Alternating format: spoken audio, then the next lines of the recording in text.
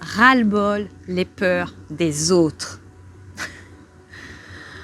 Certainement que vous avez des peurs, certainement vous vous demandez, mais qu'est-ce que je veux dire par le ras-le-bol des peurs des autres? Pourquoi on peut en avoir marre, en fait, des peurs des autres? Si vous êtes chef d'entreprise, vous allez certainement comprendre ce que je vais dire là.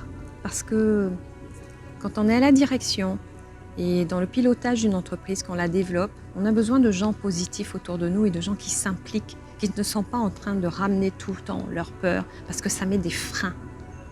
Et je dirais, pas besoin non plus d'être chef d'entreprise, tout simplement dans la vie au quotidien, que l'on soit en couple, que l'on soit en famille. La peur des autres, en fait, c'est du plomb, ça plombe, c'est du plombage. Ça nous empêche d'avancer. Je suis Marie-Laure Will, votre conseil et leader spirituel. Je vous accompagne à vivre une vie inspirante et impactante.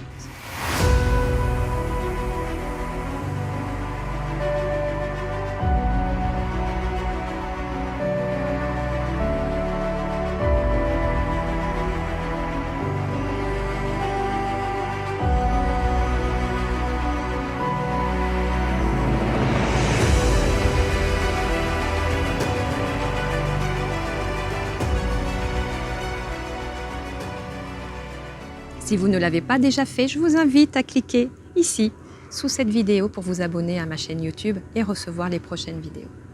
Ras-le-bol, la peur des autres. Je vais vous raconter une histoire. Comme ça, vous allez avoir une illustration et vous pourrez l'utiliser, en tout cas y faire référence dans votre vie au quotidien. Il y a une de mes collaboratrices qui me contacte et qui me dit « Ah Marie-Laure, vraiment...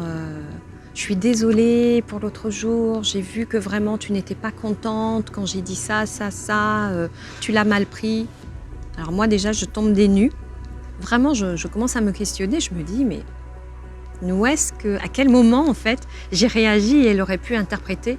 Je cherche dans ma tête. Alors déjà ça me prend de l'énergie, donc ça m'agace. Il faut le savoir, je dis toujours, soit on prend la Clio ou la Ferrari. Moi, je ne suis pas pour la Clio pour prendre les nationales, tout ça. Quand on doit passer à l'action, on prend la Ferrari, on fait du A à Z. Donc, je n'aime pas avoir à chercher et à prendre de mon énergie pour quelque chose qui concerne la personne et pas moi. Et je l'assimile presque comme un vol d'énergie. Je ne sais pas si vous avez vu le film... La prophétie des Andes, il y a une scène dans le jardin où cet homme approche cette femme parce qu'elle lui plaît. Et donc il essaye de l'accaparer, de la séduire, elle le voit et elle voit son énergie qui veut venir la prendre et elle s'en va directement. Et bien là, c'est exactement la même chose. C'est-à-dire qu'elle vient crier, elle parle d'un problème qui est chez elle, qui n'est pas chez moi. Ça me prend du temps. Je suis en train d'essayer de comprendre de quoi elle parle parce que moi, je tombe des nues. Et ça me prend de l'énergie. Et c'est du temps que je n'ai pas passé ailleurs. Voilà. Donc, je lui ai expliqué que ce qu'elle vivait, c'était à elle, ça lui appartient. Et que je n'ai pas à le vivre. Et que ça demande, et je demande à chaque personne de mon équipe de développer une conscience, en fait, de leurs réactions, de leurs émotions, de ce qu'ils vivent intérieurement. Dans vos interactions au quotidien, les gens ne sont pas dans votre histoire. Les gens n'ont pas vécu ce que vous avez vécu jusqu'à aujourd'hui. Ils ne sont pas dedans. Et ça, j'aimerais vraiment que vous l'entendiez. Vous avez vécu votre réalité, moi j'ai vécu la mienne. Il se peut que je sois réactive sur quelque chose, mais qui n'a rien à voir avec les autres parce qu'ils n'ont pas du tout vécu la même histoire. Ça m'appartient et je vais en prendre la réalité. Et quand on devient un être conscient, responsable et adulte, à ce moment-là, eh bien, on va gérer soi-même. On a la conscience que ce qui vient de se passer m'appartient et n'appartient pas à l'autre. Et donc, qu'est-ce que je vais faire? Je vais prendre en charge ma réaction, mon émotion, et je vais aller dans le lieu approprié pour pouvoir travailler sur moi et comprendre qu'est-ce qui s'est passé à ce moment-là. Mais ne retenez pas le temps de l'autre en lui disant « j'ai mal pris, oui, j'ai vu que tu as réagi de telle façon ». C'est du bullshit, ça n'a rien à voir avec ça.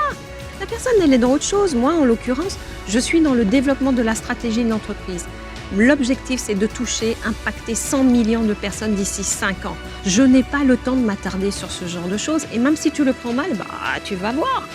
Je peux me remettre en question, mais là, vraiment, il n'y avait rien du tout. Donc, ça se voit que ça lui appartient. Donc, dans vos interactions, dans vos échanges avec les gens au quotidien, eh bien, prenez soin d'eux, prenez soin de la relation et prenez à charge ce qui vous appartient. Allez faire ce travail d'élaboration avec vous-même, d'expérience, de conscience. Et après, vous reviendrez dans la relation et puis vous n'aurez pas besoin d'en parler à l'autre. Et ça, c'est un cadeau que vous lui faites. Et c'est un cadeau que vous faites à vous-même. Et c'est un cadeau que vous faites à la relation. Et c'est un cadeau que vous faites à la personne. Parce que vous n'avez pas pris de son temps, de son énergie pour l'attraper et la mettre dans ce qui vous ronge ou ce qui vous met mal. Si vous avez envie d'aller plus loin, je vous invite à vous inscrire à ma journée de transformation. Le lien est juste en dessous de cette vidéo. Dorénavant, vous allez vivre une vie complètement différente, inspirante dans la conscience. Tout est possible.